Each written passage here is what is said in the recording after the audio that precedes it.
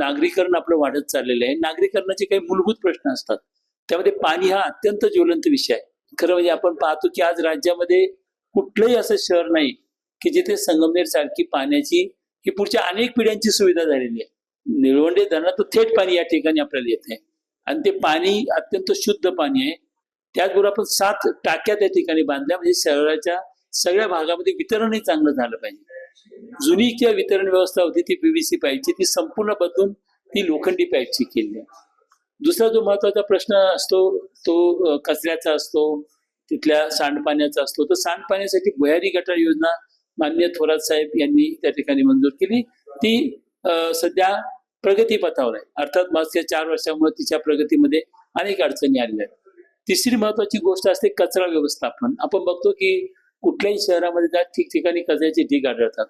याचं श्रेय सौ दुर्गा तांबे यांना दिलं पाहिजे. त्यांनी प्रचंड कष्ट घेतले. ओला कचरा, सुका कचरा ह्या संकल्पना शहरामध्ये राबवण्यासाठी खूप त्यांनी प्रयत्न केले. घंटागाडीची व्यवस्था केली. त्यामुळे आपण आज बघतो की आपले शहरातील रस्ते हे इतर शहरांच्या तुलनेत म्हणजे पूर्वी अत्यंत स्वच्छ आपलं शहर आहे असं हे झालेलं आहे. तिसरी गोष्ट कचऱ्याचं व्यवस्थापन. त्या कचऱ्यापासून आपण उत्तम दर्जाचं खत निर्माण करतोय. त्याचा दर्जा सुद्धा खूप उत्कृष्ट आहे. आणि तुम्ही जर तिथे त्या कचरा डेपोवर जर गेलात तर तिथे तुम्ही बसू शकता, कार्यक्रम करू शकता, भोजन करू शकता. एकेकाळी तिथून जाणं सुद्धा दुरापास्त होतं. तिसरी जी महत्वाची गोष्ट आहे की हरित संगमनेर. शहर हे सुंदर दिसलं पाहिजे. तिथे आज आपण बघतो की जवळजवळ 35 जागावर म्हणजे नेहरू गार्डन सोडून सौ दुर्गा तांबे यांनी त्यांच्या कालावधीमध्ये तिथे सुंदर गार्डन तयार झाले. त्या परिसरातील लोकांना, वृद्ध लोकांना, मुलांना त्याची खूप फायदा होत असतो. चौथी गोष्ट म्हणजे ह्या झाल्या मूलभूत गरजा.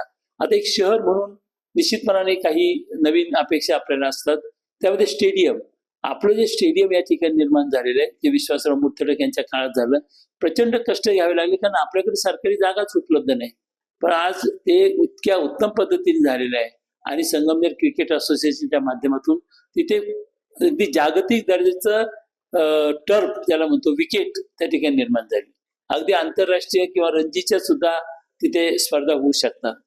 चौथी गोष्ट आहे की अनंतफंदी खुले नाट्यगृह होतं ते आता आपण बंदिस्त केलंय. त्याच्यामध्ये अनेक अडचणी होत्या. ती जागा जिल्हा परिषदेच्या मालकीची होती.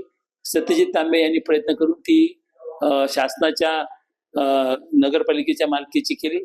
थोरात साहेब महसूल मंत्री होते, त्यांचा सुद्धा त्या ठिकाणी खूप महत्वाचा भाग झालेला आहे.